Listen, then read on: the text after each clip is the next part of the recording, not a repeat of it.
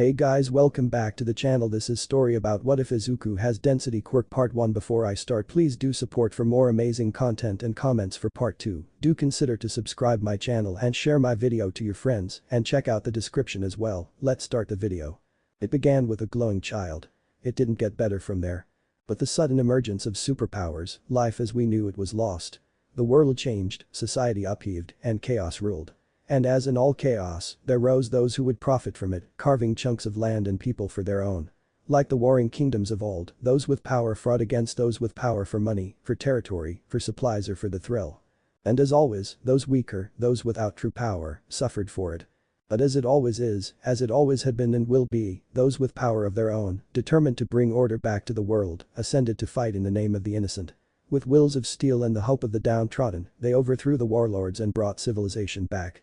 But not as it was before. It couldn't be. It became a world of the different, the strange. But what once was inconceivable, inhuman, became accepted, normal. Expected, even. It became just another quirk of humanity's existence. And life went on. Those with the greatest power rose above the rest, becoming beacons of hope and pillars of order, bringing with them an era of scientific advancement, a celebrity culture of professional heroes, peace, safety and stability. As well as a hierarchy of power. Those with the strongest of abilities were lauded and praised. Those without are demeaned. Every child grows up wishing to join the ranks of heroes. Some, bolstered by the teachings of the previous generation, rocket to heights once thought impossible. Many more fail. But nothing lasts forever. Unheard and unseen, a storm gathers and thrashes, upheaval hidden beyond the horizon. Chaos is coming once again. As it always has. As it always will. That is the truth. But equally true is this. The greatest changes, for good or for ill, begin with the smallest of actions. The hurricane is formed from the delicate flutter of the butterfly's wings. The avalanche descends from the echo of the bird's call. Society is burned to the bones, lit by the glow of a child emerging from the womb. And all it takes to shake the world is the right pebble, in the right place, at the right time. It started on a random playground in Japan, no different from any other, except for who was there that day. One was Bakugo Katsuki, proudly displaying an open palm to show off her newly discovered quirk. The ability to ignite her sweat. At the moment it was only a small flash and pop, but visions of earth-shattering kabooms and mushroom clouds danced in her head. Wow. The other kids cheered, none louder than her friend, Midoriya Izuku. That's so cool, Kaken. Much like their mothers, the two of them were a study in contrasts. Bakugo had pale blonde hair that spiked, Midoriya had fluffy dark green. She had ruby red eyes that, even at 4, held a sharp taunting edge. His eyes were a soft green and couldn't be any more wide and innocent if he tried. Her skin, like her mother's, was on the darker side and flawless. His skin was like his mother's, on the paler side and sprinkled with freckles. She knew what a quirk was. He did not. You're damn right it's cool. She crowed, holding her hand up as more little flashes popped on her palm. I'm gonna explode so many bad guys they'll make me hero number 1. Hey, if you think that's cool, look what I can do. Another kid shouted, waving his arms for attention before taking a deep breath, his cheeks and throat bulging out like a frog. Then he spat a small vortex of wind directly at the group of kids. Let it be known that kids aren't the smartest at the best of times, adding superpowers to the mix only made it worse, hence why quirk regulations were strict, especially in public and especially for kids. Itsuki, showing a startling amount of instinct, dove aside. The other kids, showing a startling amount of common sense, followed her. Izuku stood directly in the path, eyes sparkling. Oh, that's cool. It hit him directly in the chest. Luckily, it was rather weak and only sent him skidding back in the gravel of the playground. There was a second of stunned silence, the kind that comes when a little kid smacks their head on a table or face plants, a second where everyone holds their breath to see if the kid would start bawling or not. Slightly dazed, Izuku sat up, rubbing his chest, large green eyes watering. You're right. He told little Mr. Windspitter with a shaky smile. That is cool. Itsuki rushed over to his side, snarling at the other kid. What the hell, Dumbus? Who just shoots their quirk at people? She turned to Izuku, with worry written on her face. You okay, Izuku? Are you gonna cry like a big baby? Izuku sniffled and said, no, then wiped his cheek with his hand. And gasped in pain. I knew it. Katsuki crowed, her face a contradiction to her words as she was already standing to go look for their parents, only for Izuku to grab her arm. What, you need to hold my hand. Kaken, look, the boy murmured, holding up his hand. There was gravel stuck to his skin, but luckily no blood. Yeah, you got rocks on you, Kaken dismissed, even as her eyes were glued to the sight and her fingers wrapped around his protectively. So what? Look, he urged, then made a face. After a second, she was just opening her mouth when the gravel stuck to his skin lifted off and began to gently orbit his hand. I have a quirk. So what, you can move pebbles, big deal, Kitsuki whispered, sharp red eyes tracking the rocks as they glided above his flesh. She blinked and looked away, finding the huddle of parents in the distance, and put her lungs to work. Hey. Old people. Coincidentally, the parents had just been talking about their kids' quirks, so they rushed over at the shout. Upon seeing the activation of a new one, they gave the two their congratulations right before Izuku's mother, Midoriya Inko, bundled him into the car and drove them towards the office of in-depth quirk investigation. And she only had to pull over twice to wipe her happy tears away. At the office, Izuku was pushed through a large battery of tests, first to determine what type of quirk, then once that was narrowed down, how strong it was, what it could affect and how long it could last. After a rather tiring 3 hours, Izuku sat in his mother's lap, clutching her arm and wishing he'd been able to bring along his favorite All Might action figure as the doctor slowly went through the pages of information previously gathered. He clicked a pen, circled something and adjusted his glasses before looking up at the pair. So? Midoriya Izuku, he spoke carefully and concisely, like every word was being recorded for quality purposes. After several tests, we have determined that your quirk is an emitter type, which can only affect rocks no more than 3 inches wide or long, in a telekinetic field that emanates no more than 2 inches from the skin on your body. It has been designated as rock field. He stopped, flipped the pages closed and set the clipboard down on his desk. That's it. Inko blinked, holding her son. Hearing it described as such, it sounded like a more concentrated, focused version of her own quirk, attraction of small things, but one that only worked on pebbles and gravel. Part of her was relieved. As far as quirks went, it wasn't impressive, and Izuku, like almost all kids his age, wanted to use their quirks to become famous, powerful pro-heroes. Which was, by the nature of the work and the world they lived in, extremely dangerous. On the other hand, she felt guilty about feeling happy that such a lacking quirk would make it nearly impossible for her little boy to get into such a perilous line of work. And a deeper, smaller part was very glad that she wouldn't be the one to break Izuku's fluffy little heart. Doctor?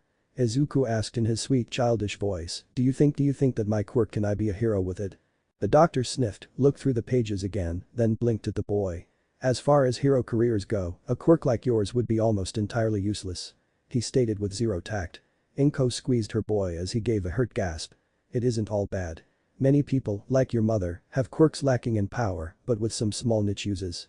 And, of course, it's better than being quirkless. Izuku blinked his large watery green eyes and let out a tiny, oh. And then he hugged his mother's arms. Thank you for your time, Doctor, Inko said tersely, guilt and relief warring in her chest as she stood up and carried her son from the office. He remained quiet even as they left the building and she secured him in his car seat. It was only half an hour later that he spoke. He wasn't right, right, Mom? He asked shakily, and she could see him playing with the buckle of his car seat in the rear-view mirror, peering up at her through thick lashes, eyes rimmed with tears, shining with a pure hope that his mom would be able to make everything better with her words. I can still use my Q quirk to be a hero, right? Inko looked at the road and swallowed hard, licking her lips. Izuku, she couldn't find the words. Like the doctor said, it's not all bad, right? There are other jobs, say for once. Maybe you're meant for something more than hero work, honey. She chanced to look in the mirror and felt her heart seize. Izuku was staring at her in horrified silence, tears running from his eyes. He'd recognized what she was trying to do and he'd seen right through it. And it had shattered his little heart. His voice, when he spoke, was infinitesimally small. Okay, Mom. She blinked hard and tried to focus on driving, her throat feeling tight. It'll be alright, okay Izuku. How about when we get home, I make us tonkatsu pork your favorite? How does that sound, sweetie? He didn't look up from his lap. Okay. It was only that she was driving did Inko restrain herself from closing her eyes and letting herself drown in her guilt and grief. Eventually, Izuku's good nature won over his heartbreak and he returned to his normal cheerful self. Some might have said it was a hunger born from envy that he developed a hobby, a talent devoted to watching the fights of heroes, to examining and breaking down their quirks in his mind, and, once it was overwhelmed, many notebooks. Others would say it was his natural mental state to see things and automatically take them apart and figure out how they worked, how they could be used differently, and how they could combine with others. And when the current crop of heroes had filled his pages, he turned an eye to his classmates and his best friend, Kitsuki. Their quirks, how they could develop over time and generally just how cool he found her led to Kitsuki's potential covering many pages. He noticed with some envy that with age, her explosions became more powerful and with training, more focused. And there was only more room for her to grow. For him, though, it was hopeless. He spent hours a day holding rocks in his field, having them orbit his body in increasing numbers and speed. Eventually, he managed to move them around his body faster. That was it. He tried to think of a way to use his quirk as a hero, perhaps covering himself in pebbles, spinning them at high speeds, and then throwing them.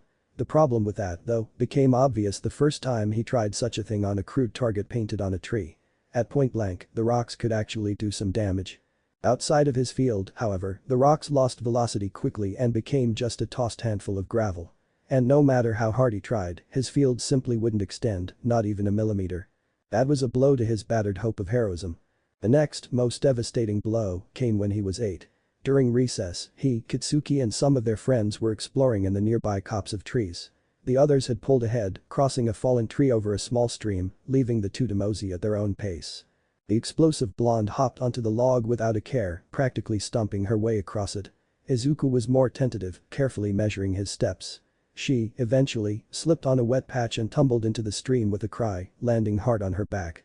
Blinking in the light of the sun streaming through the leaves, Izuku stood above her, offering his hand with a smile. "You okay, Kaken?" "I'm fine," she grumbled, taking his hand and pulling herself up. "I don't need your help, Izuku." "Yeah, that hadn't changed in 4 years. Remember what All Might says." Izuku chirped with a smile, holding a finger up like an instructor, even heroes need a helping hand once in a while. And whenever Queen Explosion Murder needs a hand, her best friend and partner Shrapnel will be there. He mimed an explosion with his hands and gave her a bright smile. It was so adorable, Kitsuki felt her lips twitching upwards into a smile, red eyes subtly sparkling with humor, and then it left, and her lips flattened. "All Might never needs a hand," she muttered, still looking at him but speaking to herself. "Well, of course not." The green-haired boy smiled, posing like the #1 pro hero. "He's All Might. The greatest hero." Her brows furrowed in thought. "I'm gonna be the greatest," her mind raced, images flashing through her head. Izuku blinked. Yeah." He couldn't shake the feeling of something bad coming his way. Her eyes turned back to him and narrowed into a glare. "All Might doesn't need help. I don't need help." He gulped under the intensity of her gaze. Well, I mean, Sir Knight, I helped him as a sidekick and a partner." Her visage remained unchanging. "Kaken." That seemed to be the final straw, and she snapped. "Don't call me that." Izuku stepped back, hurt filling his features. "Kaken, what?" "I said," she stepped into his space and shoved him back, "don't call me that, damn it." "Aka, Kitsuki, what's wrong?" he panicked, eyes darting around her face, his hands worrying at each other. Did I do something?" "You're useless, Izuku." Those 3 words, stated so simply, felt like she unloaded her most powerful blast directly into his heart. "I what?"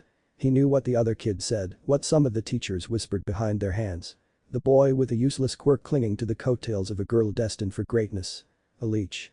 A parasite. Useless. He saw, sometimes, when he used his quirk, that she would give the pebbles he moved with his mind angry glares like they'd personally offended her. But she'd never said anything. She couldn't possibly think that for real, right? Kitsuki, that's not true. "You're useless, Izuku," she repeated like it was a stunning revelation. "You will never be a hero. You'll just get in the way. Like a little, useless pebble, getting in the way, tripping up the important people and making a mess. You are useless." He gasped for breath, trying in vain to blink the tears out of his eyes. "Kaken, that hurts." "Shut up," Kitsuki said simply, stepping into his space, looming over him even though they were the same height, her dark ruby red eyes dominating his vision. "You're delusional to think you could ever be anything more than useless Koishi. Deku Koishi.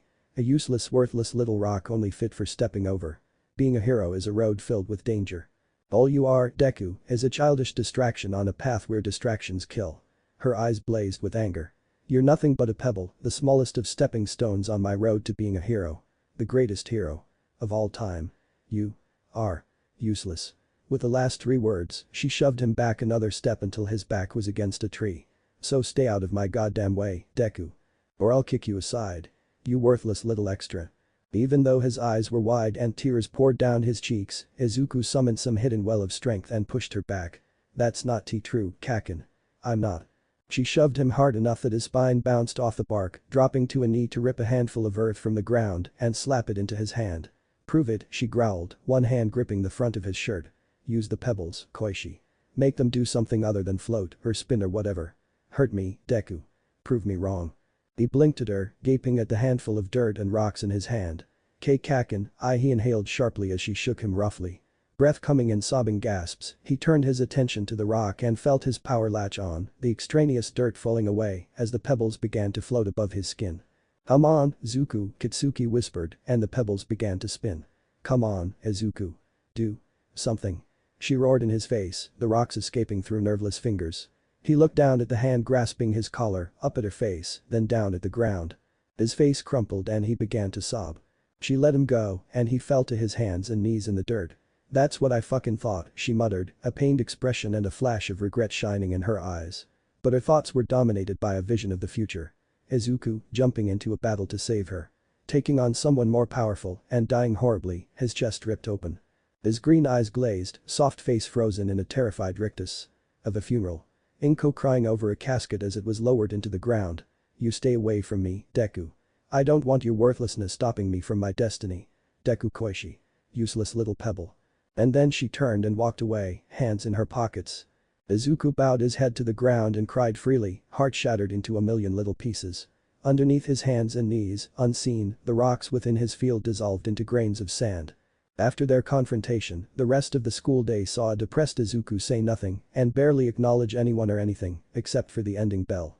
The teachers picked up on it, but they didn't care. A few hours free from his constant muttering under his breath was welcome.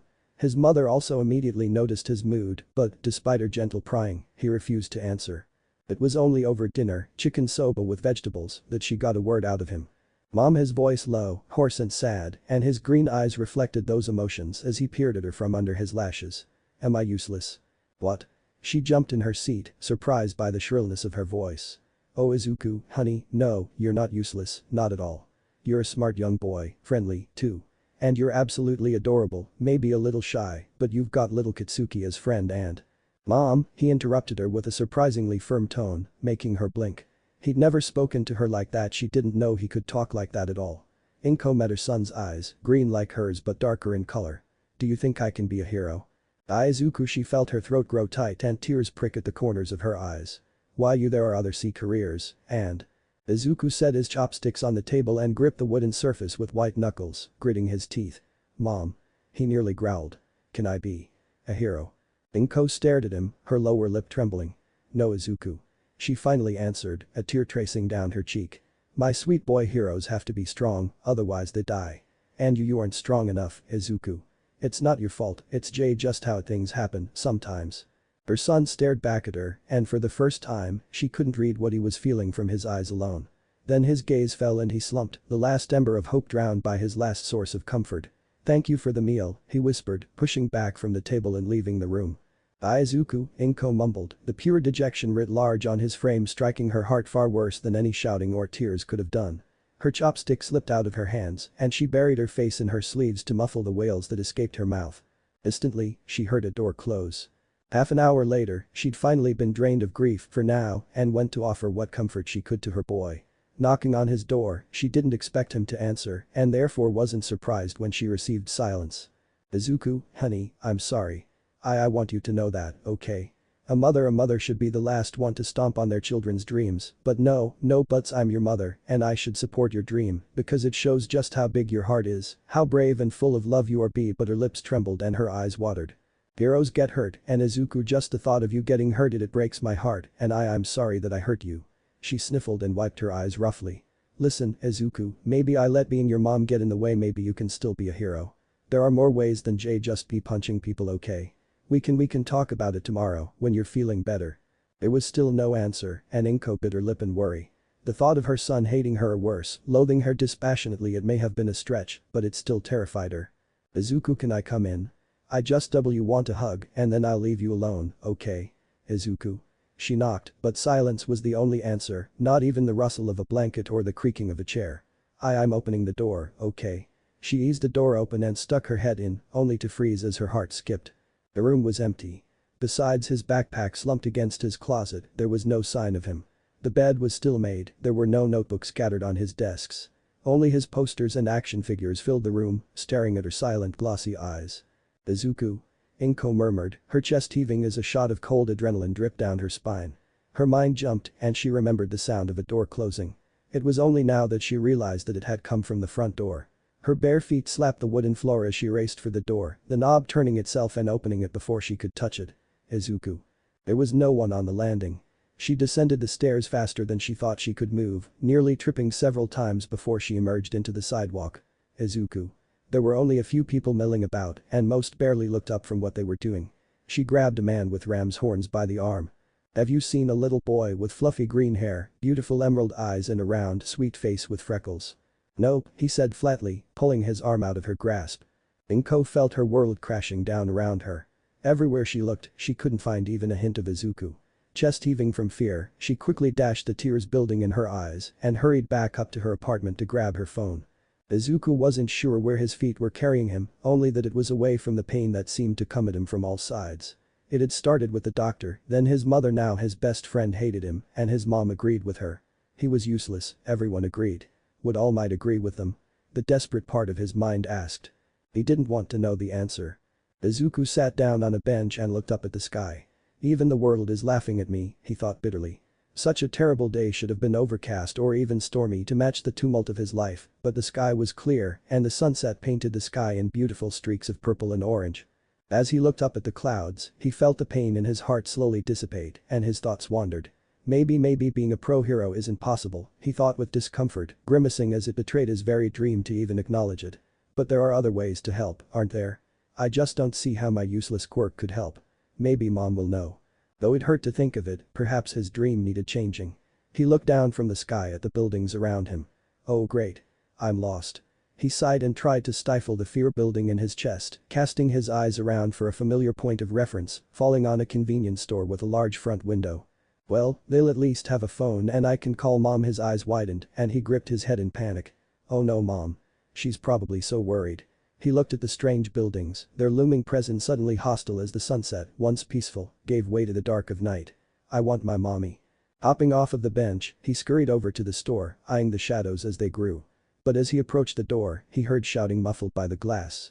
Chancing a glance through the plate glass window and froze at what he saw. Behind the counter huddled a pair of adults, one with mouse ears and the other with the teeth of a squirrel.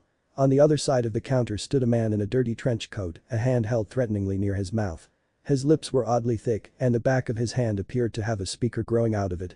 He was shouting something at another figure near the door, a rookie hero from the look of her or possibly a vigilante, one he didn't recognize, holding a pair of batons with one pointed at the villain.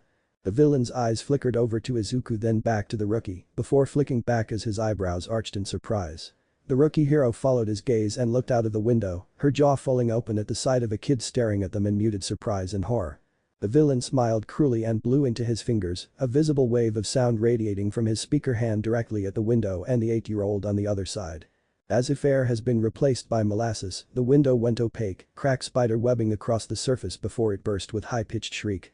One shard near the center of impact burst out before the rest, meeting the flesh of Izuku's cheek and carving a bloody line through the skin under his right eye. His mind raced, the pain providing a cruel burst of adrenaline. His eyes were wide with terror as he watched the wave of glass begin to rain towards him, his thoughts helpfully reminding him of the hero fights he'd watched, some of the bloodier things he'd seen coming to the forefront. What was descending on him was freshly broken plate glass. If he was lucky, he'd be shredded to the bone in an instant. I just distracted a hero and gave a villain an opening to kill me and get away, he thought distantly, even as a scream ripped out of his throat and his arms came up to desperately cover his face. I really am useless, and now I'm gonna die painfully. Will Kaken cry at my funeral? His life, short as it was, flashed through his mind. His mother, sweetly holding him after he'd fallen and scraped his knee. Auntie Mitsuki playfully ruffling his hair after he'd beamed Kaken with a pillow. All Might, the greatest hero, someone he'd never met in person, but whose legend, strength and infallible smile, had built his dream of doing the same, protecting the innocent and comforting them with nothing but a broad grin. And finally, Katsuki herself. Even after the events of that afternoon, she still had a special place in his heart as his first best friend, though she'd done her best to rip it out and grind it into the dirt. The first time they'd met, her playfully annoyed glare as he stumbled over her name. How every time, except for the last, when he called her Kaken and she grumbled about him butchering her name, even as her ruby eyes glittered in the way he knew meant she enjoyed it. Every sleepover where, bar none, she started a pillow fight. She usually won, but he gave as good as he got. But then he saw something else. Katsuki all grown up, standing shoulder to him as they stood tall against a horde of shadowy villains. Together, not as hero and sidekick, but as partners, equals. The future he so desperately dreamed of. The dream he would never achieve if he died. I don't want to die. He shouted in his head as the rain of glass fell on him. He braced for the unbearable pain of being mulched by shards of sharp silicate and continued to brace. Nothing happened. Izuku squeezed an eye open and glanced around. His arms, still up to cover his face, were undamaged. As was the rest of his body. The foot he had instinctively curled into his chest to minimize his profile, slowly lowered onto the ground and he dropped his arms, followed shortly by his jaw. The entire section of sidewalk was practically carpeted in shards of glass, except for the immediate area around and behind the 8-year-old boy. Izuku patted himself down, a disbelieving laugh escaping his lips as he looked up at the adults in the store. All four of them were gaping at him, the rookie hero with naked relief on the visible parts of her face. "I'm alright." He cheered, the sheer relief he felt buoying him.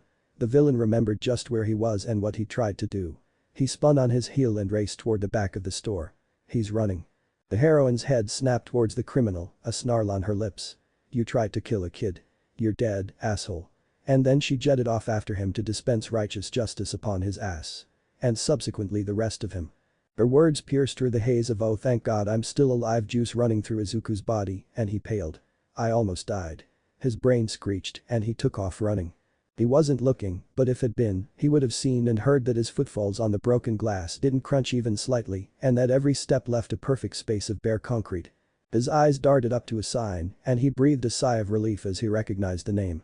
Still running on a heady mix of mind-numbing fear and sheer relief, he dashed down the sidewalk, stopping next to the mouth of an alley near his home. As he caught his breath, he noticed something. He was breathing hard, yes, but it was coming back quicker than it had before, and if anything, he felt light, like he could keep running for longer. As he wondered why, his skin prickled strangely. Pulling up his sleeve revealed a coating of glass shards innocently sticking to his skin, as if they'd been there all along. Izuku hiked up a pant leg, and sure enough, there were more on his pale, bony legs. He yanked open his shirt and boom, more glass. Blinking, he unconsciously focused his quirk and the glass rose from his skin and began to move. And then he remembered that glass is really sharp and he was really fleshy. The glass halted mid-spin, then zipped back to his skin. He giggled a little as it tickled him and noted that, with all the glass pressed together, it kind of resembled snake scales or chainmail. Holding up a hand, Izuku directed the glass to slowly curl up his arm to his hand, marveling as it twinkled like miniature diamonds in the low light. "Glass is a mineral so it's not just pebbles and rocks, I wonder what else I can control," he muttered to himself. The glass around his hand almost resembled armor, like that worn by Tech Knight. The image of the gauntlet formed in his mind, sketched out in detail by his thoughts. His hand tickled and silently, the glass flowed into solid protective plates around his skin. The planes of glass were opaque, but held firm under a testing tap. Izuku blinked and flexed his fingers. "Why does it feel so easy to move my hand?" He wondered aloud, rubbing his forefinger and thumb together. There was no grinding or crunching, just the rasp of smooth glass on smooth glass. "Wait, a telekinetic field. I'm moving my hand with my body and my quirk at the same time. Twice the movement, twice the effort, twice the strength." His eyes fell on the nearby dumpster just emptied that morning, then at his hand which curled into a fist. The glass withdrew, leaving plain flesh. He grimaced but threw his fist at the dumpster. It let out a disappointed little bong and he clutched his hand to his chest, trying not to cry. Izuku breathed deep and felt the pain eventually fade into a dull throb. He focused and the glass flowed back up to become a silicate gauntlet. He grit his teeth, drew his arm back and threw it forward. His knuckles impacted the metal of the dumpster and the metal gave, sliding back a foot with a visible dent. Izuku, arms still extended, blinked and for the second time that night, a burble of stunned laughter bubbled up out of his chest. Then he thought. If I can do that with glass covering just my hand, what could I do if it covered my whole body? Which was followed by a realization. I need more glass. And he knew just where to find some. Though the shadows grew long and the night had truly begun, Izuku felt lighter than ever before, hope once more rekindled in his chest. Retracing his mad dash, the boy found himself drawn by flashing lights and distant conversation. Hiding himself from behind a trash can, he peeked out and cocked an ear to listen in. Apparently the rookie hero had, eventually, caught the speaker-handed villain and beaten him within an inch of his life. At first it seemed like she would get in trouble for excessive force, especially since the attack on a child couldn't be corroborated as his ultrasonic whistle had fried the security cameras. Thankfully, both of the clerks were willing to testify that there was, in fact, a kid and that the villain had, in fact, purposely used his quirk to either kill or at the very least severely injure a child and were willing to testify to that. The young Midoriya kept himself hidden, though he felt strings of guilt twisting in his chest. He wasn't happy that the rookie would get in trouble, but at the same time, coming forward to tell the police would definitely worry his mother even more. So he stayed and watched as the officer got in his car, killed the lights and pulled away. The clerk began to sweep up the scattered remains of the window, pushing it into a pile by the side of the building. As he finished sweeping, a woman called him from inside with a question about their insurance. The clerk went inside and Izuku saw his chance. Bolting from his hiding place, Izuku reached out and touched the sole of his shoe to the pile of glass, watching with an odd smile as the shimmering shards of silicate slid up his leg and disappeared under his clothes. It felt like grains of soft sand skating over his skin, slowly covering every part of him until there was nothing left of the window. He should have felt heavy, but he felt almost lighter than air. Glass covered him entirely, weighing down his hair and resting on his face like a very poorly made mask. The door opened and he shot off in a panic. The clerk turned to look at the pile of glass and stopped upon noticing that it had vanished. He checked down one side of the street, then the other. No one. Did you dispose of the glass yet? His fellow clerk shouted from inside, and he shrugged. No skin off his back. Yes. Izuku skidded to a stop in the alley by his home, eyes wide and breathless, but for an entirely different reason. I moved so fast. He crowed in his head and also out loud, though he didn't notice. With glass or rock covering just a limb, my strength and speed are doubled. But when I'm covered entirely it's expo very increased. Like telekinetic power armor. He announced to himself, holding a glass-covered fist in the air. Then he looked at the dented dumpster. The back at his fist. He punched the dumpster and his hand went straight through. The screech of shearing metal rang out in the twilight and Izuku winced at the noise, as well as the noise following when he yanked his arm back out. When no one came to investigate, he relaxed. Then he threw his hands up and whooped. Yes. My quirk isn't ga. The door at the end of the alley slammed open, startling him so bad he jumped. Two men came out, holding trash bags and grumbling, though they stopped as they caught sight of the dumpster several feet from where it was supposed to be with a hole in the middle. Then they shrugged, tossed the trash inside and went back through the door. Damn raccoons. Above them and stuck to a wall, Izuku sighed as his heart finally stopped feeling like it was about to beat out of his chest. And then his eyes went wide as he realized what had happened. He'd been startled, jumped 10 feet up and instinctively used his field to anchor himself to the brick wall. Slowly, carefully, Izuku pulled his hand free and rolled over, looking down at his hands and feet stuck to the wall. My quirk is amazing, he muttered, before looking up. Several floors of brick stretched before him, beckoning him to climb. He released his field on his right hand and slowly reached up. Then on his right foot. Then his left hand. Then his left foot. And he began to crawl up the side of the wall, quickly gaining confidence and speed until he was soon 6 stories off of the ground. He looked out over the low grouping of buildings, the smile on his face blinding even without the glass helmet around his head. Izuku looked at his hands, then down at his feet. Could I use my field to anchor just my feet? The thought of trying and failing made him lick his lips anxiously, but the thought of succeeding that ruled over everything. Carefully, so carefully, he placed the soles of his shoes against the brick wall, redirecting the glass to free up more of his field and firmly anchored himself in place. Gulping and squeezing his eyes shut, he peeled his fingers away from the wall, one by one, and pushed himself up. His arms windmilled as he tried to keep his balance, directing his field to flow towards the wall like it was the ground, and he went still. Izuku opened his eyes and gasped. He stood on the wall like it was solid ground, as if he'd changed the orientation of just himself to sideways. His stomach heaved and a laugh escaped from his mouth, and before he knew it, he was laughing so hard he was crying. His quirk was amazing. His quirk did something. His quirk wasn't useless at all. Everyone says it's a useless quirk, he muttered to himself, flexing his glass-covered hand again, the doctor, the teachers, the other kids cacking. Even mom. Even me. But it's not useless. I was only trying to apply it one way when there are so many uses. My quirk is powerful. I'm powerful. I'm not useless. He threw his head back and shouted into the night, I am not useless. Izuku had never felt so free before. And then a realization struck. I can be a hero, he whispered to himself before throwing his hands up. I can be a hero. Yes. He cheered, turning around to face the actual ground and just then realized how high up he was. Vertigo struck like a sledgehammer. He wobbled in place as his stomach heaved and his field fluctuated. Then he tilted forward with a yelp, slamming face first into the wall, holding on only by the field from his toes until, in his panic, he let go of that, too. He skidded down the side of the building, hands flailing desperately for purchase as the ground rushed up to meet him until he managed to slap a hand on the brickwork. It wrenched his arm and painfully pulled his body around, but he grabbed hold with his other hand and tried to anchor himself.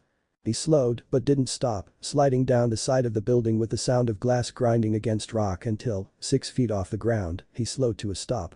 Panting, Izuku clutched onto the wall like a limpet until he could catch his breath. "Oh god," he muttered, resting his head against the wall, "I thought I was gonna die." His head snapped up. "I gotta tell mom." Without thinking, he let go of the wall and fell 6 feet onto the concrete below. He landed in a crouch, the sound of breaking glass echoing in the alley. He looked down at his legs and saw spiderweb cracks running up and down the surface before he flexed his field and they smoothed out. Closing his eyes in concentration, Izuku directed the glass to break apart into grains and hid them underneath his clothes. It felt fine, but that amount of glass on his 8-year-old body made his clothes appear very tight. Glass now hidden, Izuku raced up the stairs and burst through the door with a cry of, "Mom." In the living room, a haggard Inko jumped with a scream, throwing her phone across the room before darting for the front door. "Izuku." She wailed in relief, arms out to give him glumping of a lifetime when she stopped short, watering eyes going wide. "Mom," Izuku started excitedly, "I have something to show." "Is that blood?" Then he remembered the cut on his cheek. Inko rushed them to the nearest urgent care, where it was determined that the cut was shallow enough that it wouldn't need stitches, thankfully. It would leave a scar, a straight line near his nose that went out under his eye nearly 2 inches long. If that was the cost of learning more about his quirk, Izuku decided he would pay it gladly. Once they were back home, his mother turned on him with all the motherly energy her short body could contain. She sat him on the couch and wailed about how worried she was. She cried about how scared his leaving so suddenly had made her. She sobbed about the hour she'd spent, horrified at the thought of never seeing her sweet son again. Then she raised her voice about how he was never to do such a thing again and that he was to apologize to Mitsuki right away because that was who she was on the phone with, just about to set off on search and rescue.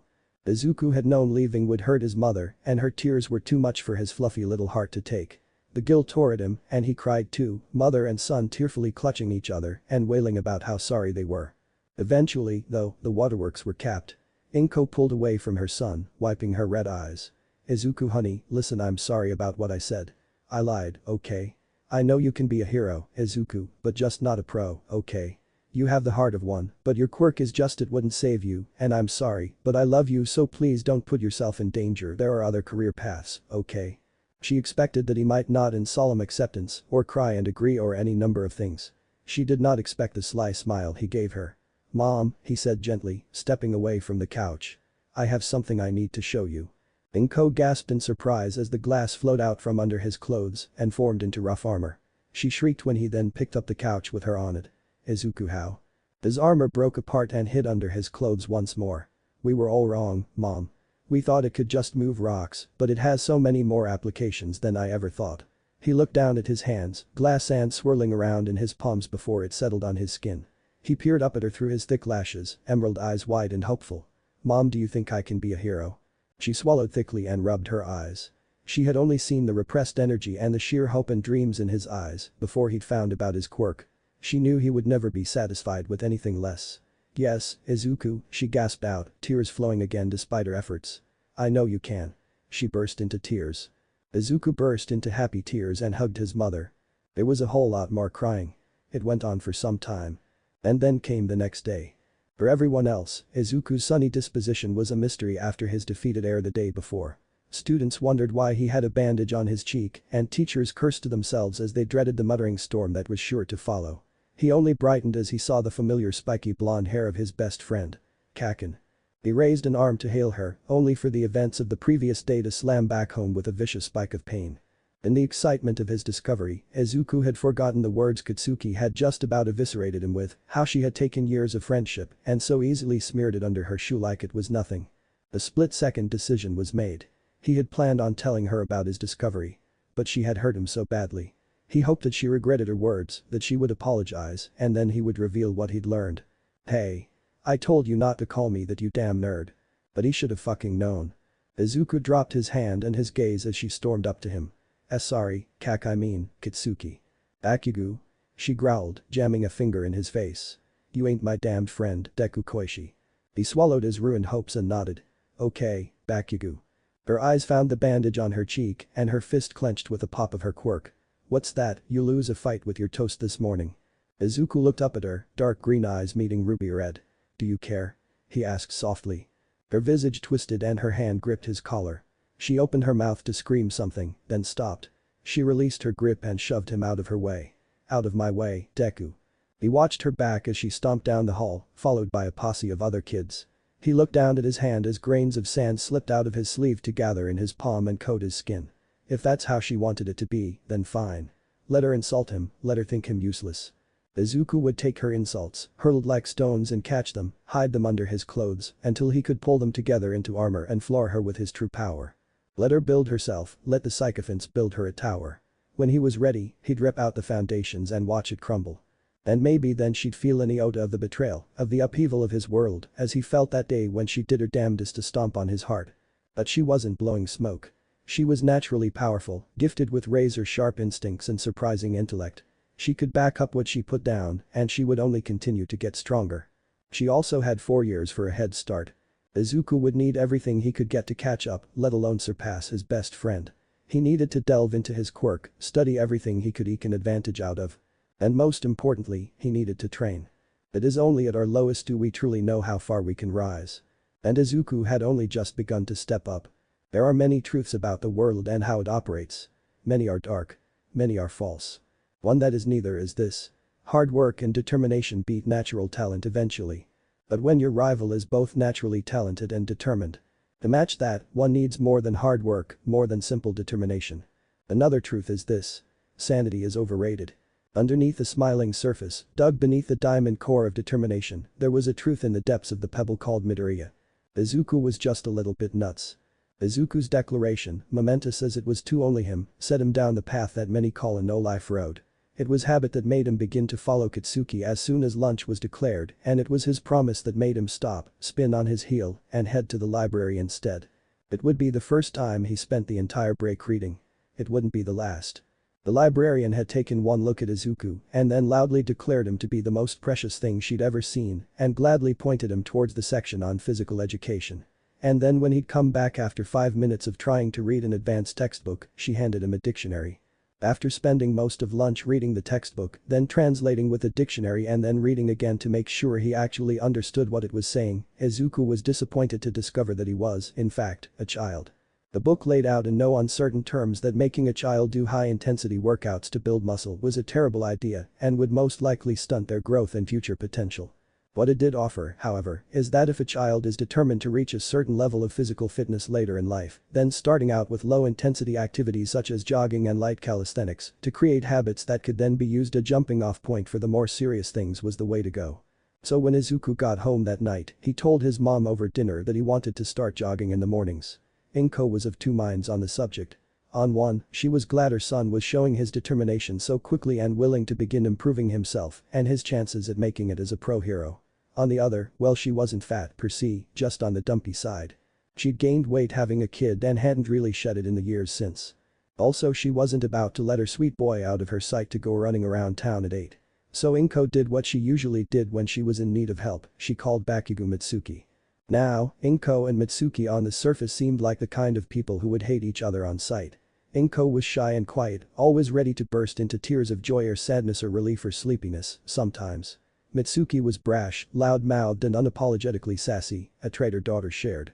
The two women were very much opposites, at least on the surface. In fact, when they first met, Mitsuki had labeled Inko as an easy mark, some who could be forged into a minion with the right pressure. To that effect, she stole Inko's lunch, a katsu pork sandwich. Inko had then used her quirk and pulled an open can of milk tea at the back of Mitsuki's head. They had been best friends ever since. While on the surface they seemed dichotomous, they were, at their core, people who felt emotions very intensely who just expressed them differently. Together they created a fine balance that had served them well in their careers until they'd met their husbands and married.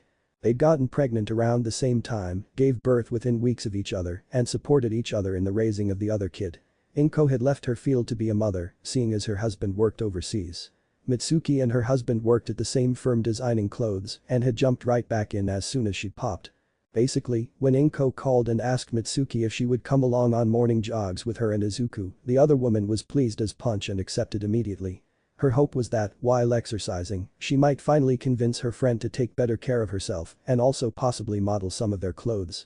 Inko was, of course, the perfect size for the children's extra tall section. That was only halfway a joke. Their first outing was, put bluntly, embarrassing. Izuku was young and got tired easily, but also sprang back. Mitsuki was a regular jogger and thus led the pack. Inko, however, she was out of shape and had no form, so she huffed and puffed after the first couple of minutes. After the requisite 5 minutes of teasing, the blonde woman showed her what she was doing wrong and they set off again. That was the beginning of Izuku's regimen and later added simple things like jumping jacks and whatnot. Although he was physically, that didn't stop the young boy from focusing on what he could improve. His usage of his quirk. It was during this study of his power that Izuku determined something. He had absolute control of any rock or mineral that entered his field. That meant he could pick up a pebble, break it down into a pile of sand, then clump it back up into a pebble. Or flatten it into a plate or a scale or into small knives. He also realized something else. The speed of his quirk, breaking down, shaping and solidifying, was dependent on his brain power. Telekinetic field, you see. Better brain, better telekinesis. Izuku remembered, before that fateful night, that the biggest leap in what his quirk had been able to do had occurred after he'd started school. It was a fairly obvious leap to make, even for a child, though he did have to look the word up in the dictionary before he told his mother. Mental acuity equaled quirk acuity. And so, in his free moments between sleep, jogging and school, Izuku was reading whatever he could his hands on. Fiction, non-fiction, textbooks and magazines. Whatever could expand his knowledge, he devoured. When he understood the words, that was. The school librarian was all too happy to lend him a dictionary or her knowledge whenever he needed it. And Kitsuki was all too happy to call him a nerd when she bothered to pay him any obvious attention. This also meant, to his joy, that his favorite activity of watching hero fights and observing, examining and breaking down their quirks, was technically exercise. He had to peel himself away from the All Might fights, though. Everyone knew that his quirk was impossible to fully analyze. With all of his training, studying and generally living, Izuku was a busy, albeit quiet little bee. And life moved on. Izuku, age 10. 2 years later, things were much the same as before. Izuku, his mother and Mitsuki, and occasionally her husband, Masaru, still jogged in the mornings, though for longer periods, and with greater ease. Inko had, after several months and several pounds later, had confidently stated that she might maybe possibly model a few clothes or so for the fashion firm her best friend worked at. Maybe. If she was comfortable. And had the time. And if the thought of people she didn't know taking pictures of her didn't make her want to hide under the couch. She could comfortably fit under there now. And also if she could model anything other than clothes for teenagers. She was a grown-ass woman with a kid, damn it. As a consequence of his constant reading, studying and training, Izuku was very lean, led his class in grades, and had absolutely zero friends. His mother didn't count, she was his mother. Mitsuki didn't count either. They were friendly and she loved to ruffle his hair, but she did that to his mom, too. The closest thing he had was Atsuko, the librarian. Even after the time they'd first met, she still loudly proclaimed him to be the most precious boy ever. Profusely. And whenever he needed it, though the instances had become further and further in between, she offered her knowledge along with tea and snacks on occasion. Itsuki, on the other hand, had many friends though more akin to followers and sycophants than anything more intimate. Awed by her quirk and her growing ability to use it, many of the teachers took it upon themselves to ease her rise, as it was, when her temper got the better of her or someone wanted to challenge the top dog.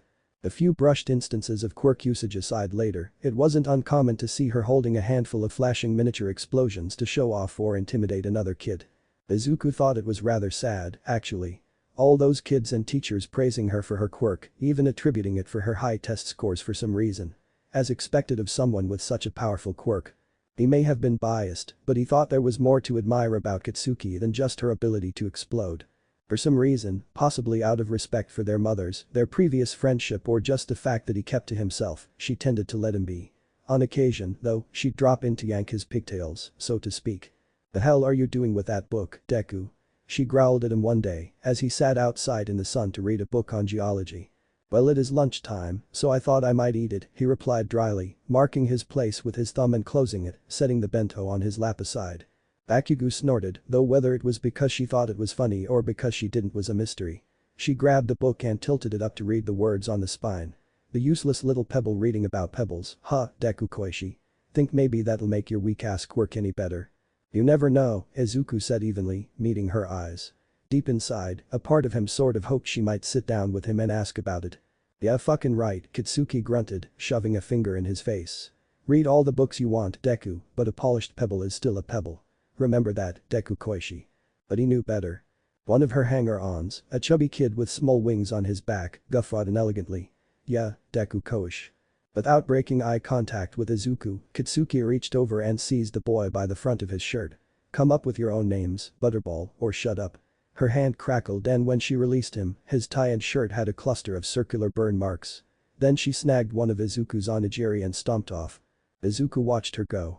The other hanger-on tried to grab a rice ball, too, and he sharply smacked the back of his hand with the book. With dirty looks, the pair scurried after Bakugo like a pair of eager puppies.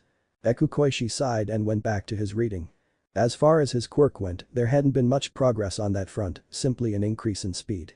While he wasn't happy, per se, Izuku knew it would be a long road to advancement. He continued to read, to run and study, laying the foundations for the future. Izuku, age 11.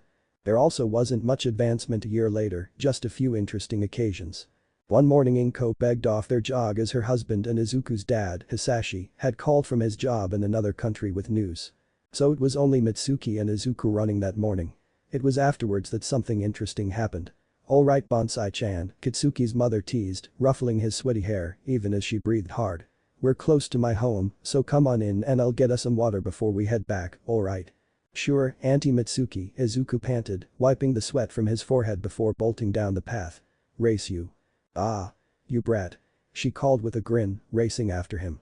He was smaller and had more energy, but she had longer legs and also knew the shortcuts. Chuckling to himself as the building came into sight, he chanced to look over his shoulder and blinked upon seeing that there was no one behind him. He yelped and managed minimal resistance as she quickly got him in a headlock, purposefully shoving his face against the side of her chest and smearing him with her sweat. "Ha ha." She crowed victoriously, roughly rubbing his hair like he was an excitable puppy. "Age and treachery win over youth and treachery any day. Mitsuki Ba-chan." Izuku yelled, trying in vain to escape her grasp until he was sweaty enough to just slide right out. Immediately grabbing his tank top, he scrubbed at his face, both to get it off of him and to hide his burning face. "You're gross." "Oh, who's a cute little Bonsai-chan," she cooed aggressively, throwing an arm around his shoulders and dragging him towards her door. "You should be happy I'm so generously sharing my sweat with you. Not everyone is so lucky." Izuku, still red in the cheeks, scrubbed at his chin. Why would anyone want to share sweat? He grumbled to himself as she led them through the hall to the kitchen. As he sat down on a stool near a kitchen island, Mitsuki chuckled gleefully to herself and tweaked his nose. "In a year or two, you're gonna remember this moment and the context is gonna hit you like a truck. I wish I could see your face when it does." Izuku frowned thoughtfully at her back as she went around grabbing cups and fruit for a light snack, but for some reason his eyes drifted downwards.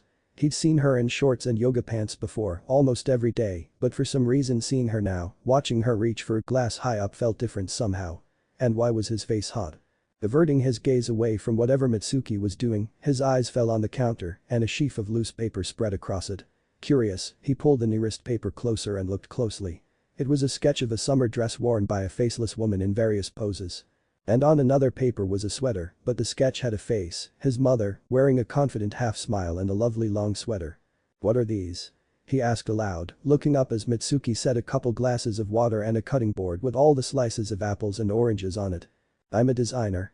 "They're designs," she said around a mouthful of apple. "Not bad, right? Your mom is already cute as a button, but she'd look so huggable in that sweater."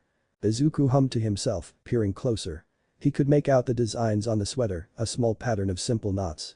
It reminded him of his rough sketches of various heroes, but the ones he was looking at then made it seem like drawings made by a child. Because they were. "Can you teach me?" The words left his mouth before he'd really thought of them, and he blinked in surprise. His thoughts were mirrored on Mitsuki's face, who paused mid-bite. "You like him that much?"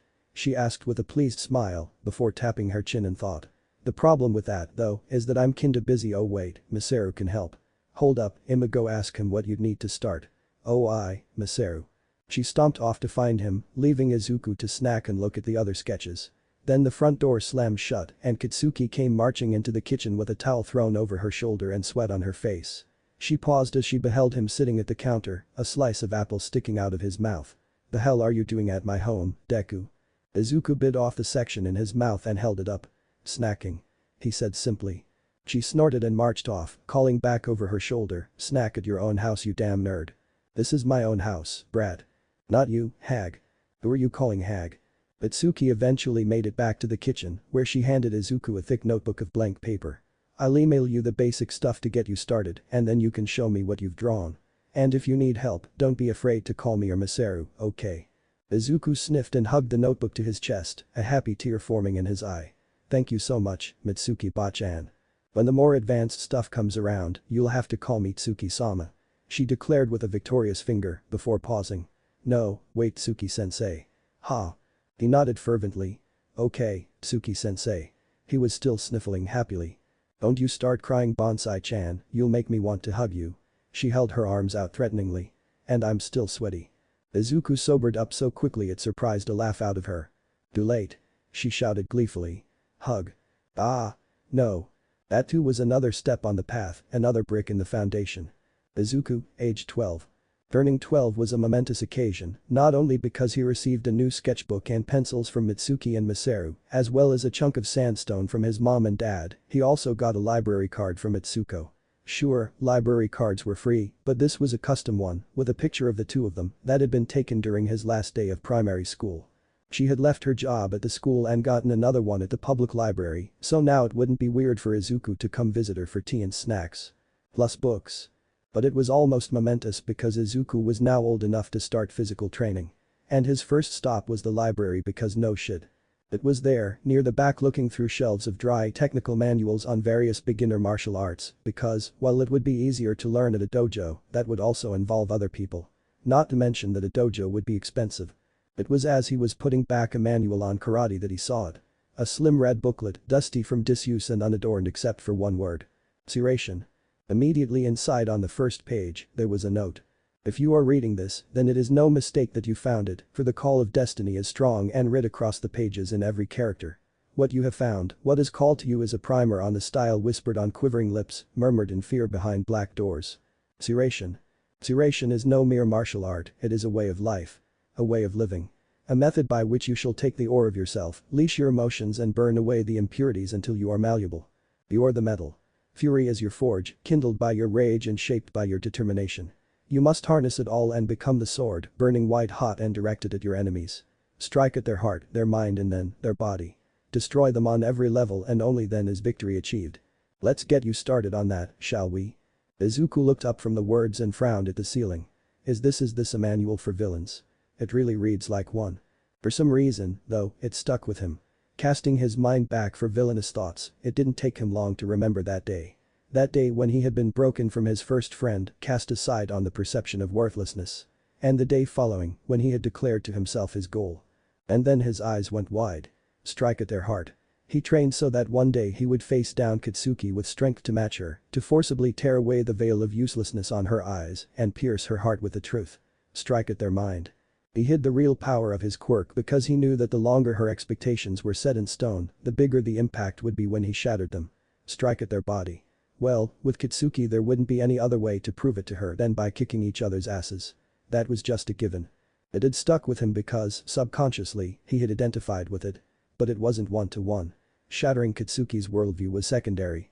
His primary reason for everything since the first time he'd seen All Might jump into a fight, his mere smile bolstering the other heroes and intimidating the villains even before he threw a single punch, was to be the same. To save the innocent, protect them from those who would abuse their power. To show up and reassure everyone with his presence alone. To be a hero. Not the greatest hero, not rank number 1. Just a hero. Recognition would be nice, but he would rather save lives than accrue accolades. Izuku nodded to himself and read the introduction again. He could see where the words would be villainous. But the core message could be applied to a hero as well. He decided that knowing more was worth it, especially if he was accosted by a user of the style. And there was something poetic about using villainous methods against villains. Even though it had no sleeve, no labels that said if it belonged to the Mustafa Public Library, simply taking it still felt wrong to Izuku. He took it up to Itsuko and asked to check it out. She looked down at the booklet, then back at him and blinked. Hey Izuku, did you want to check something out? She asked brightly. He tried 3 more times, and each time she would forget it existed after a blink. A little disquieted, Izuku grabbed another book on precious stones and checked that out, taking the booklet with him as he left. And so began Izuku's physical education. The first method of purifying, as the booklet called it, was resistance training. Using weights of some kind spread about the body to make it slower, heavier, harder to even move, so that the muscles could develop and more speed could be achieved. Izuku realized that he already had the means with which to begin his training. His glass. He wore it constantly under his clothes because without it he felt naked. The answer was simple. Form the glass into bands around his limbs and chest hidden under his clothes and bam, training. The first and worst problem he discovered was that his field really did not want to withdraw into his body. It took him a month by itself to simply withdraw his field from a finger alone, but that breakthrough led to his ability to draw it in completely. It was an uncomfortable feeling, suppressing his quirk, but he persevered with the quiet hope that the exercise could one day increase the range of his field. Then came the second problem with the solving of the first. His field did a lot of heavy lifting when it came to his glass. The first time he formed his glass into resistance bands and withdrew his field, he fell flat on his face. It was only the instinctive releasing of his field that meant he simply bruised his nose instead of breaking the floor. To actually use his glass, he had to bleed off small amounts at a time until he could safely carry it without his field. It was during this that Izuku was forced to amend his previous understanding of his quirk. He had almost absolute control over the minerals and rock in his field. All of the little blocks of glass he'd used to store the material came out opaque despite coming from a clear window. It irritated him, but he resolved to add more things to his studying, such as how glass was made. Previous problems thus solved and new ones added. It took Izuku about a week before he could jog even a little bit with the weight he now carried. The teasing from Mitsuki had been both a constant source of annoyance and a source of determination. Izuku really wanted her to shut up about performance issues. She wouldn't shut up until he could match her for the whole route. That presented a new problem because there was such a lack of those. He spent weeks trudging along behind Mitsuki as she tauntingly skipped along, and her workout gear had never been anything other than tight, because why wouldn't it? It was during his second month of weighted jogging that he realized, for the last 10 or so minutes, his eyes had been fixed firmly on her rear. He couldn't help but admire the way it jiggled with every impact, the way he could see the physical effects of jogging on her musculature because of her yoga pants. And that was when he heard someone clear their throat and felt an elbow poking his arm. He looked slowly to the left and saw Masaru jogging along beside him, the man's glasses fogging up slightly, but not enough to hide that Izuku had definitely been ogling his wife.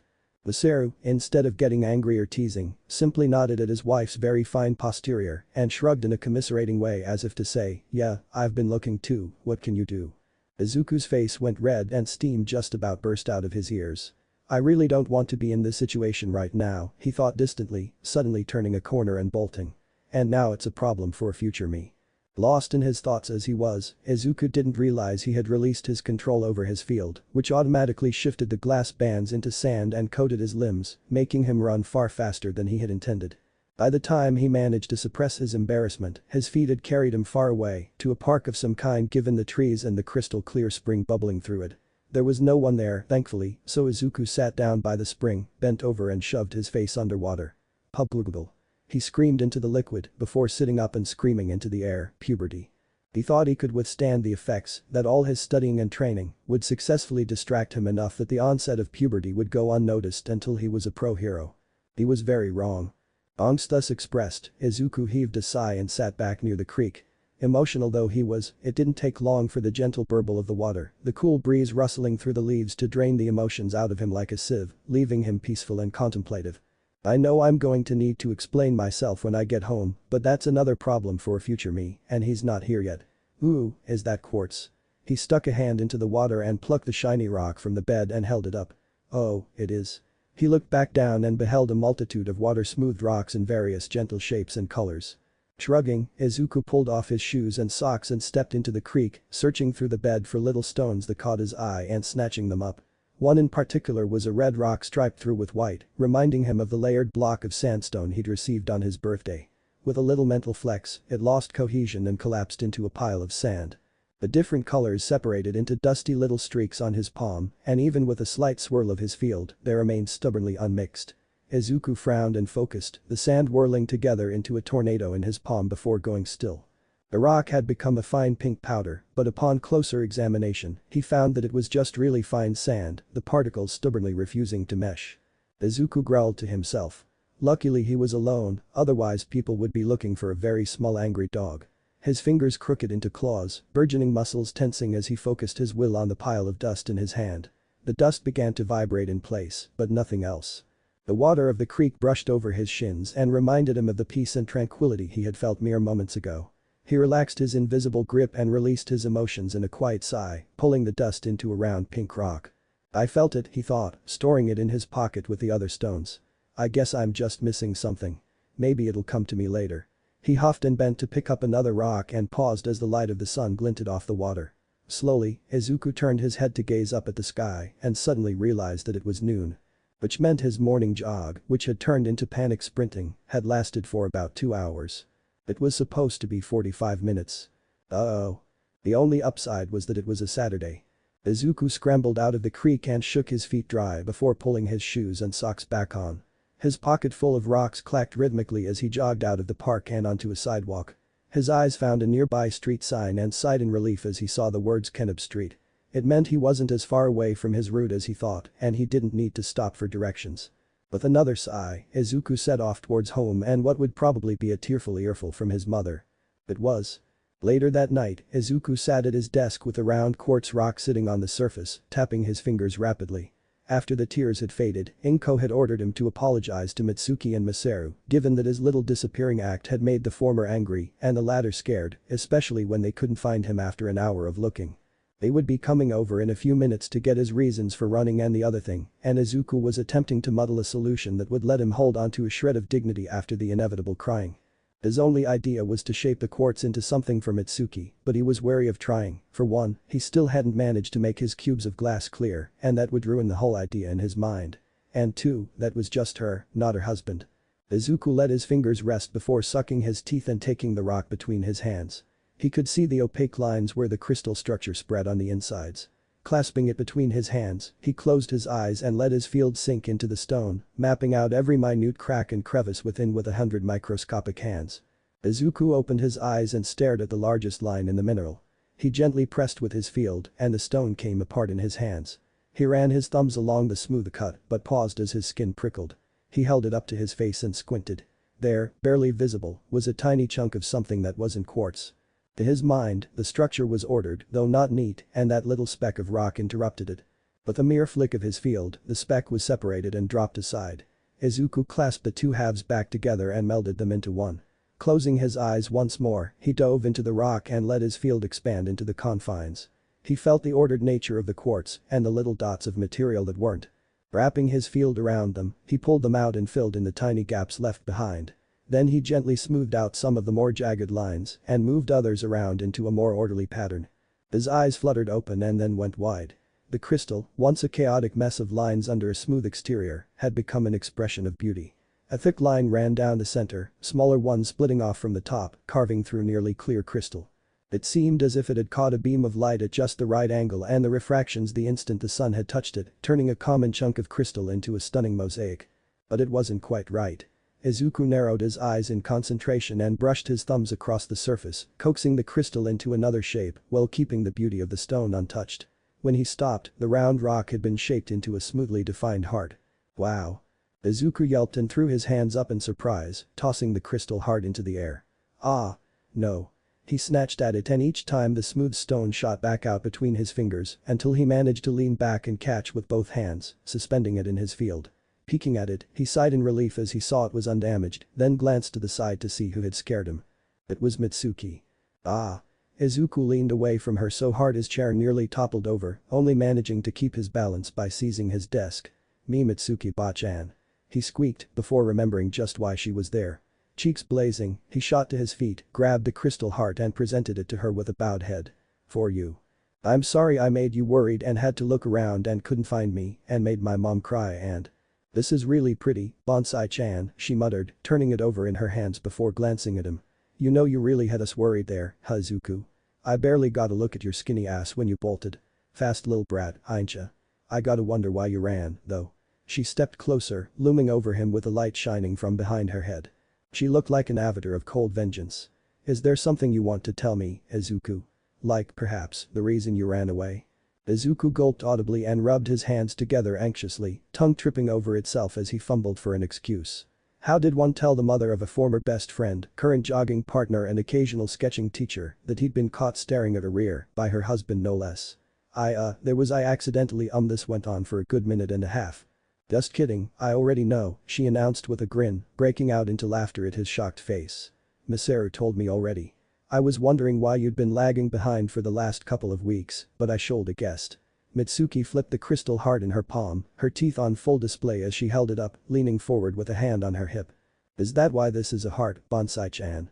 Because you love staring at me? No. He squeaked, trying to cover his blushing face, I meant. It's an apology from the H-heart. That's all. She said, unconvinced, casting an eye at his desk. And I'm guessing you only made something for me, huh? Trying to get in my heart, as it were. Izuku looked at his desk, then at the heart in her hands and balked. Oh crap. Hold on one second. He darted towards his chair and scrambled for something to make before his eyes settled on a pair of small, smooth orbs of rock. Sketching for hours at a time had made his hand cramp up and the internet had provided a solution: Chinese medicine balls. It was perfect. Izuku grabbed a block of sandstone and used his field to cut 2 even chunks out of it, running his fingers over the surface to smooth it out and distribute the material evenly. Then, calling on his practice with the quartz, shaped the separate layers into fine, nearly scalloped lines that curved around the body of the orbs. With a final brush of his fingers, they became polished and smooth. "See?" he asked quickly, holding the balls out. "For Masaru." Mitsuki looked down at the orbs of finely polished, neatly shaped and wonderfully designed rock, then back up on him.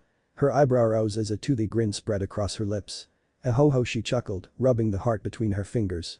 "A heart for me and some balls for Masaru. You are not a subtle little bonsai-chan, are ya?" Izuku blinked at her. "What? Context still escapes you, huh?" she wondered aloud, cocking a hip. The motion had some effects on the rest of her body, specifically her chest. Unconsciously, his eyes darted down, and he remembered the strange, embarrassing and strangely embarrassing conversation from a year ago. Then his face went red. Followed by his neck and the rest of his visible skin, while his cheeks puffed out with a restrained scream. Mitsuki burst out with a raucous laugh, clutching her stomach with one hand as she bent over from the force of her mirth. Just like your mom." She wheezed, nearly crying. "Face goes red. Cheeks go foomp.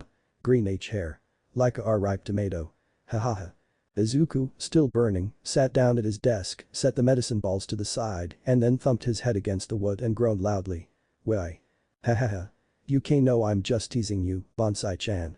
She ruffled his fluffy green hair with aggressive affection, and he tilted his red face to crack an eye open. Mitsuku grinned toothily. "I'd be honored to take your balls."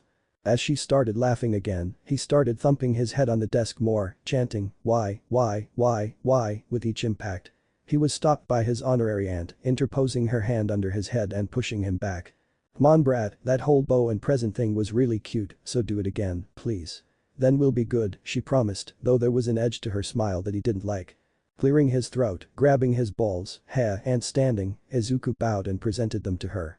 "Tsuki-sensei, I'm very sorry for how I acted. Please take this as a token of my heartfelt apology," he mumbled out, looking directly at the floor. Mitsuki hummed thoughtfully, tapping her chin. "Nah." Izuku looked up, shocked. "What?" She grabbed him by the back of the head and shoved his face into her shirt-clad chest with what could only be described as an evil grin. "Now apology accepted." Much fun was had at Izuku's expense. Masaru accepted the Chinese medicine balls and a hug with grace before turning the conversation to something important. A phone for Izuku. Both he and Mitsuki were about to enter the busy season and wouldn't have enough time to run with Bonsai-chan as often until it was over, but he was also old enough that he could run around the neighborhood by himself as long as he had a way of keeping in touch. A week later, Izuku found himself the proud owner of a modern smartphone. It wasn't anything cutting edge or fancy, but it let him call, text and play music, so it worked perfectly. After that embarrassing day, Izuku added running into his schedule, with his finish line being the park he'd found himself in before. He also continued his study into the style known as Suration. The first thing, oddly enough, was meditation. Find yourself a place where the sun meets the water.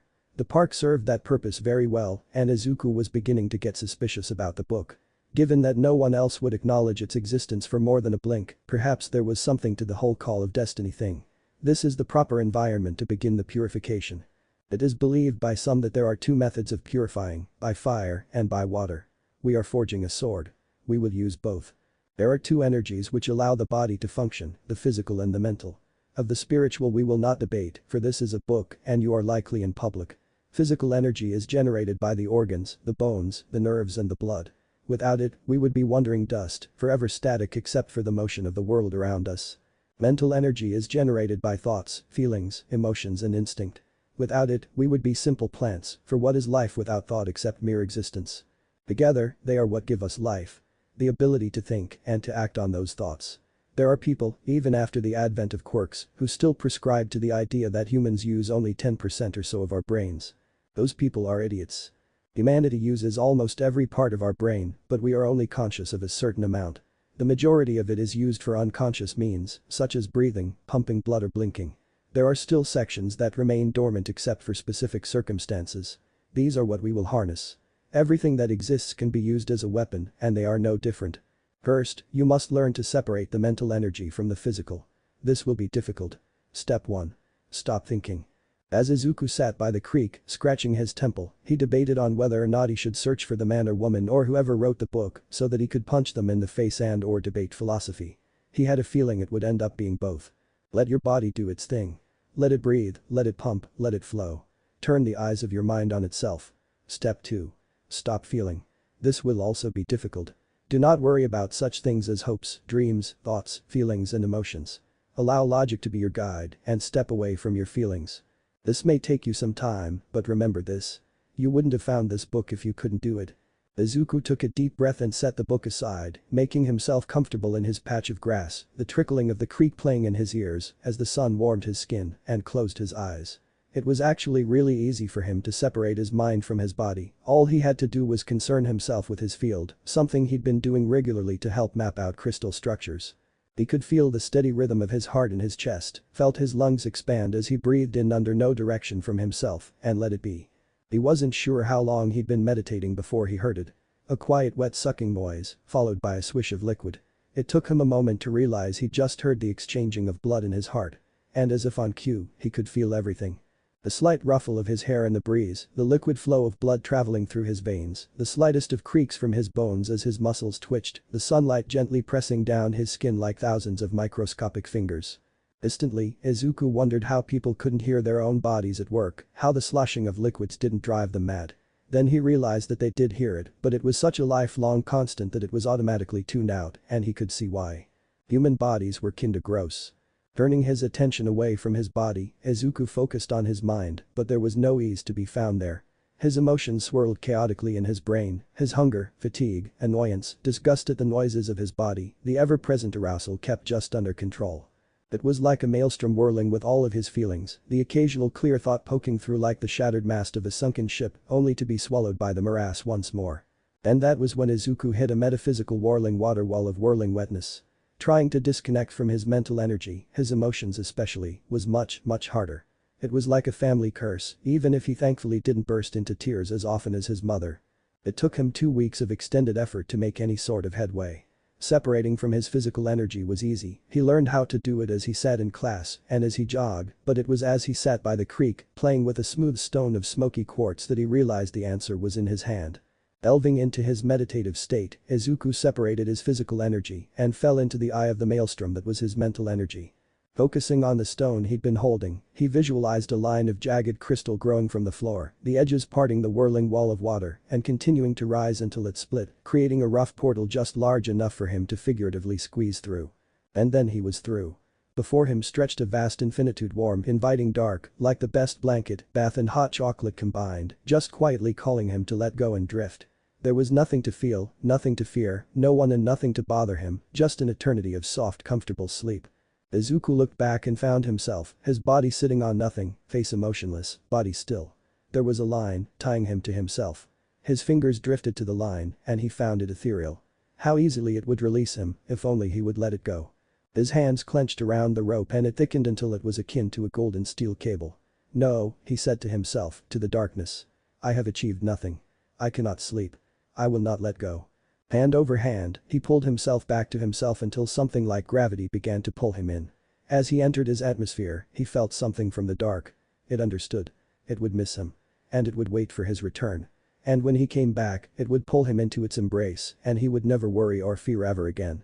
And then Izuku was outside looking in on his mental and physical energies, represented by his body sitting inside of a maelstrom. He floated there for what felt like hours, trying to figure out what he was supposed to do.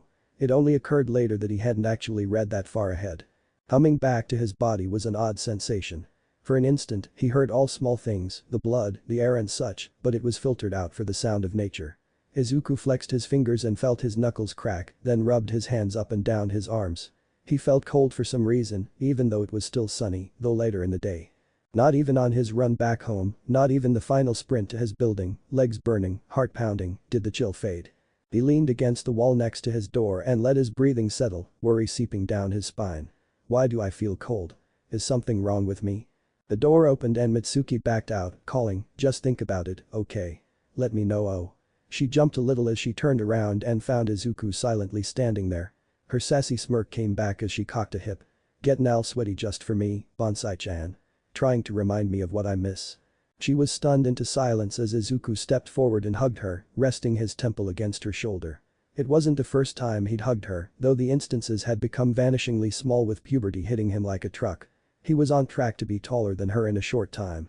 But it was the first time he'd initiated without also crying first. Itsuki brought her arms up and rested them on his back, giving his spine a little rub. Are you alright, Izuku?" she asked cautiously. "Yeah," he mumbled into her shoulder, giving her a squeeze and stepping back, sniffling gently before he wiped his eyes and gave her a blinding smile. "I just wanted you to know how much I appreciate you, Mitsuki-bachan. Thank you for everything." She blinked and swallowed, feeling a prickle of uncharacteristic heat in her cheeks. "You're welcome, Izuku, but it's really not that much, you know." "But you didn't have to do anything," he replied, still giving her that same beaming smile. "So thank you anyways." Itsuki felt her lips curl into a gentle smile, even as she reached out and pressed her hand to his forehead. "And you sure you're alright? You know you can talk to me about anything, right? I'll only tease you a little bit. At first." He pulled her hand down and patted it. "I really am fine, Mitsuki-bachan, just appreciating what I have." "Well, appreciate away, then," she barely had to bend down to kiss his cheek. "We'll go running in a couple days, alright? See you later, Bonsai-chan." He gave her a wave before stepping inside of his home, finding his mom sitting on the couch fretting over a sheaf of paper. "Mom?" Inko looked up from the paper and released the knuckle she'd been gnawing from her maw. She didn't know why, he didn't look distressed, but something seemed off about her boy. "Izuku?" she asked. Izuku felt his lips tremble and his eyes well with tears, even though he wasn't sad. He darted forward and wrapped his mother in a tight embrace, burying his face in the warmth of her sweater and crying silently. What's wrong?" she asked, panicking as her son clutched at her like he hadn't seen her in years. "Izuku." With a hitching breath, he wiped his eyes and hugged again. "I love you, Mom," he whispered and smiled when he heard her heart thump against his ear. "I love you so much, thank you for being my mother." Inko swallowed thickly and ran a hand through his fluffy, slightly damp hair. I love you too, Izuku, I'm proud to be the mother of such a sweet boy." She kissed the top of his head and held him tight against her chest. "Did something happen, honey?" "Yes," he admitted quietly, wiping his eyes on his arm as he looked up at her. A slow smile creased his face as he met her eyes. "I realized how lucky I am to have you." His mother blinked, her cheeks filling with color. And then the tears started to flow. "I love you, Izuku," she wailed, clutching him to her. It went on for some time. Eventually, though they broke apart and Izuku helped his mother cook dinner that night, a simple chicken salad that they ate with a smile. When all was said and done, he settled at his desk and opened the book for further instruction. "Got it? Good. Be aware, though, deep in this state, you will find something. Something vast and terrifyingly wonderful. The deep. You will have brushed against it once and at some point you will have broken down crying for a reason you cannot identify. It is because you long for the deep. It offers nothing less than complete comfort and contentment, a release from every trouble of the mind, the body and the world. And if you allow it, you will happily drown in the deep. It will be a constant longing, a desire so deep you will eventually forget it and then the remembrance will drive you to despair. All this from only the merest brush of the deep. Heed these words. If you desire ever to enact change on any scale, remember never touch the deep. Ever. It will wrap you in a blanket of comfort and you will never escape. But since you are reading this, that means you are able to hold onto your body and tether yourself with your determination. That is why it will be the core of your weapon. Good on you." Izuku resisted the urge, barely, to hurl the book across the room. "That's why I felt so cold, that's why I held onto my mom like a baby," he growled deep in his chest and took a deep breath, letting the anger flow out with his breath and continued to read. "Now that you have successfully separated your mind and body energies, it is time to begin visualizing them. The body is solid, yet pliable, imagine wood. The mind is ethereal, fleeting yet ponderous, imagine water." Izuku gave himself a flat look in his mirror. "Gather the wood into your chest, near the heart. Spark it. Let it build. Breathe life upon it. Let it burn. Gather the water into a ball. Spin it and let the driftwood and the algae fall away until it is pure. Let it be as fast or slow as it needs and keep it shaped, but most of all, let it flow. When you have achieved this, continue reading." It took Izuku weeks to visualize and gather the wood and longer still to gather the chaotic maelstrom of his thoughts into a ball. He thought, at first, that he was meant to seize the water and force it into shape, but it was water. It slipped through his fingers faster than he could grab it and that stalled him for a good few days. It was as he was staring at the creek, lamenting his lack of progress that he dug a small hole in the ground and scratched a small channel leading to the water itself that he realized why he had failed. Water was liquid. It could not be seized by hand alone. It had to flow. But it could be directed. With that in mind, he delved into his meditative state and stood in the eye of the whirlpool. He stepped outside of it and laid a hand on the surface. With his will, he coaxed it to spin down and around. It splashed and thrashed, but with patience and time, it began to spin. It lifted from the ground and became an orb. Glassy smooth on the outside, clear all the way through, but the water flowed swift and sure. And then he had a ball of water and a bundle of sticks. Yay him. The next stalling point came at attempting to burn the wood. Izuku had visualized it as wood, yes, but the supple young branches were still green beneath the bark. They didn't want to catch fire. How the hell do I spark it? He wondered to himself, idly flipping a pair of rocks, one a chunk of onyx and the other a piece of marble. The clicking of the rocks as they bounced in his hand soothed him as the problem continued to vex him. And then an idea struck. The wood sat near his heart, where blood flowed the most, where the heat was. Thump thump.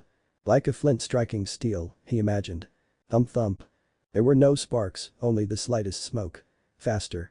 Thump thump. Faster. Thump thump. Faster. Thump thump. The wood caught alight and a fire roared to life in Izuku's chest. He screamed internally, hands clenching around the rocks as sweat beaded on his forehead. The pain was horrifying, he could feel his veins shriveling and curling in the heat. Water. He cried, and the orb of his mental energy began to spill outward, flooding down his throat to his chest and dousing the flames. But that wasn't the end. The flames smoldered weakly, and weakness seeped into every inch of his body. He felt like tipping over and falling asleep, but somehow he knew that if he did, he wouldn't wake up. He sparked the fire again, and the warmth gave him comfort, but it was only seconds later that it burned too hot, too bright. He knew dousing the fire wouldn't save him, and letting it burn wasn't an option. Balance was needed. Izuku allowed a thin stream to spill from his water. The fire flared and rose in response, but didn't die, though the heat was still too much. A little more water poured forth, the flames reached higher. The water fell, the fire rose, and then they touched. The tongue of flame brushed the orb of water, and it hissed. The stream of water spilled onto the sun and it crackled. Then they began to pull at each other, and Izuku felt dread. He knew that if they collided, they would snuff each other out and he would suffer for it. His hands clamped around both spheres, one searing hot and the other burning cold, and tried to push them apart. But they refused to move away and pulled ever closer. His muscles stood out like steel cables as he held them back, his teeth clenched in a rictus grin. I won't let this happen. He screamed mentally, the veins bulging in his neck. He recalled the succor it offered and the thread that pulled him back. His determination was brighter than the fire, heavier than water, and it was his. I will not die. I will not die. And that was the catalyst that pierced through the two warring energies. The fire pulled in the water through the gold cord of his determination, but gently, evenly. The water soothed the fire and fed it at the same time. Then they pulled together again, but in harmony, spinning around and around the golden center until they finally met. And then they exploded. Energy flooded through his veins in the form of glowing golden water, filling him from his toes to his hair with life. Izuku's eyes snapped open and he sucked in a deep breath, every limb from fingers to toes tingling. He clenched his hands and gasped as pain shot up his arm. Looking, he saw why. He hadn't let go of the rocks he'd been holding, and they'd cut into his palm, with thin streams of blood dripping down the gaps of his fingers. Grimacing, he pried his fingers open, then paused in shock. There, sitting innocently in his blood-stained palm where two rocks should be, was a puddle. Not of blood or sweat, but liquid rock. It was pleasantly warm against his wounds and flowed like syrup, thick but smooth. With a flex of his field, the liquid flowed together and mixed, becoming something other than onyx and marble alone. He pressed down on the field, willing it to become solid, and let it go. It collapsed to sand in his hand. His still bleeding hand. Izuku hissed in pain, but couldn't suppress his energy and jumped to his feet. Mom.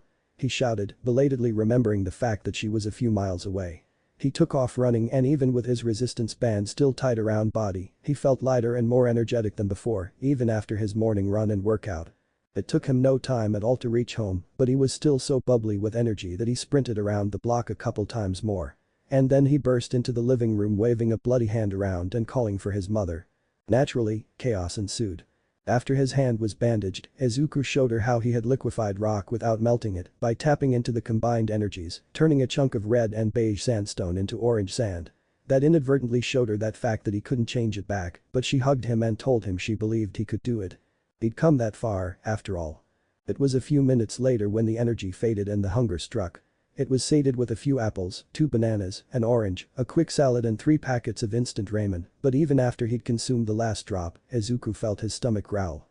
Though he desired to help his mother cook, he left for his room when he realized he had been seriously considering eating uncooked noodles. And, more importantly, the book was waiting. If you are reading this, that means you survived the process through which, with a core of determination, you have successfully fused your mental and physical energies. That means you have been upgraded from raw ore to a purified ingot. Congratulations. For that, as well surviving the numerous ways you could have died horribly. Let me list a few. Drifting into the deep. Permanent coma, followed by death. Extinguishing your physical energy. Your heart would have stopped beating and you would have died. Also brain hemorrhage, asphyxia or an aneurysm. Being consumed by your physical energy. An immediate blood boiling fever, followed by death. Also burst heart, ventricles, veins, aorta and such. Not balancing your energies. Permanent enfeeblement, spontaneous combustion. Again, congratulations. You may now scream internally and desperately hug a loved one. Izuku did just that. And then he sat in the shower, letting the water rain onto his body as he rocked on the tile floor in the fetal position, sharp mind and imagination very clearly depicting the various ways he could have died. When that was finally over with, he sat down at his desk and began to read again. Now that you are done, it is time to reveal the reason behind the tasks you have performed. With your physical and mental energies combined, they have become what is known in many parts of the world as Kai Kai Chakra or simply life energy. Yes, you read that right. You are now a wielder of the legendary inner power of which only very few have ever come close. Ultimate power is at your fingertips. Soon you will learn to enhance your body, to fly, to walk on walls and water, to tap into the very elements themselves through specific hand seals, to gather them into your very palms and fire them as a devastating beam while yelling very loudly. Just kidding. Izuku slammed his head into his desk, groaning painfully. For a second there, he'd actually believed what the book had described to be possible and had felt anxious, incredulous and astounded all at once. Only for that to get cut off abruptly. Peering at the last two characters, there was an annotation in brackets, written in English. His class had only just begun learning it that year and he was no expert, so he turned to the internet. What is this? He muttered to himself, tongue poking out of the corner of his mouth as he slowly hunted and pecked to spell the sentence out.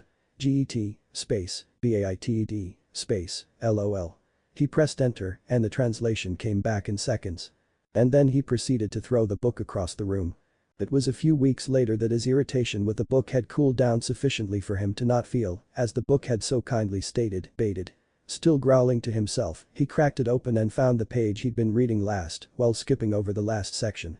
He wasn't sure he'd be able to keep his temper if he read it again. None of those previous things are achievable with life energy. It is, quite simply, a method by which you can use to recover quickly to expand the results of training, or in a lull in a life or death battle for an edge. If you would prefer a pseudo-scientific explanation, it is directing the attention of the unconscious brain away from unnecessary things to very necessary things. This comes at a cost, as do all things. If the attention is directed away for too long, those unnecessary things will overwhelm you and you will die. Quickly if you are lucky. Returning to the more metaphorical, imagine your life energy as a gallon jug of extremely high-proof alcohol.